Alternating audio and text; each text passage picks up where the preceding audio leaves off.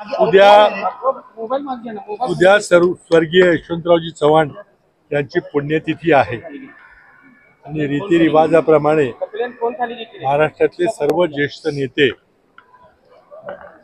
यशवंतराव चव्हाण यांचा आदर्श घेऊन काम करणारे महाराष्ट्रातले सर्व नेते त्यांच्या समाधीचं दर्शन करण्याकरता 25 नोव्हेंबरला येत असतात. उद्या 25 नोव्हेंबर आहे. त्याकरता आज पवारसाहेब कराडला आलेले आहेत. त्यांची सदिच्छा भेट घेतली. मी उद्या सकाळी 8:30च्या सुमारास समाधी स्थळावर जाणार आहोत. आजची ही सदिच्छा भेट होती.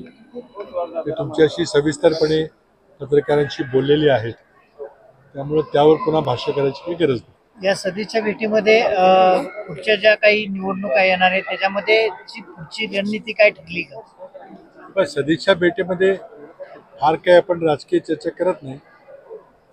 थोडी विश्लेषण झालं, काय काय झालं, कसं वाटलं, प्रत्येकाने आपापली मतं मांडली, काही इतर उमेदवारी जिथं होते त्यामुळे ही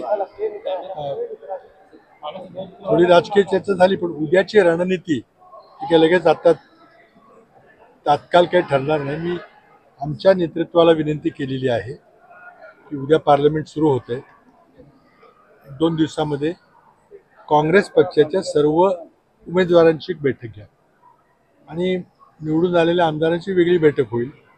पण उमेदवारांची बैठक घेऊन तळागाळात त्यांची काय मतं आहेत ती घ्या असं मी काँग्रेस पक्षाला विनंती केलेली आहे. आज रमेश यांनी त्याला दिलेले गेलेले आहे, ते 1-2 दिवसामध्ये कळवतील.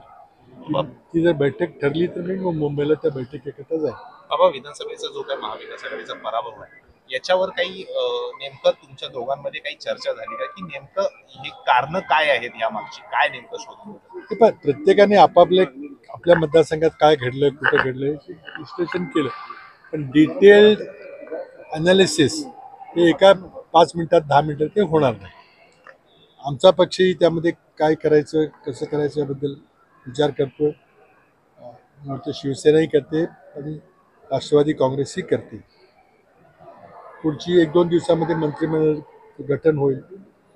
मुख्यमंत्री कोण होतोय त्यामध्ये काही सूत्र ठरलंय का 2.5 वर्षाचं, हे आपल्या महाराष्ट्राला उद्या कळेल. त्यानंतर एक गोष्ट नक्की आहे की विधिमंडळामध्ये, विधानसभेमध्ये आम्हाला विरोधी पक्ष नेतेपद काही मिळणार नाही. त्यामुळं विधिमंडळामध्ये काही फार मोठी लढाई होणार नाही. लोकांचे प्रश्न जे मांडायचे ते मी बाहेरच मांडण्याचा प्रयत्न करू आणि त्यामध्ये मग पत्रकार परिषद घेणं, बैठक घेणं मी काम चालू ठेवणार आहे. पवारसाहेबांनी तुम्हाला पत्रकार परिषदेमध्ये आपला निर्धार व्यक्त केलेला आहे की ते घरी गप्प बसणार नाहीत. आमचेही नेते त्या निर्धारानं, कारण शेवटी आमच्या या निवडणुकीत कार्यकर्ते सगळे झटले.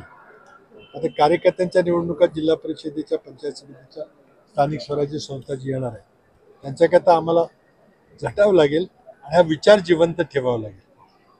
साहेब म्हणले की पुढच्या 2 दिवसामध्ये याबाबत निर्णय सांगितला आहे.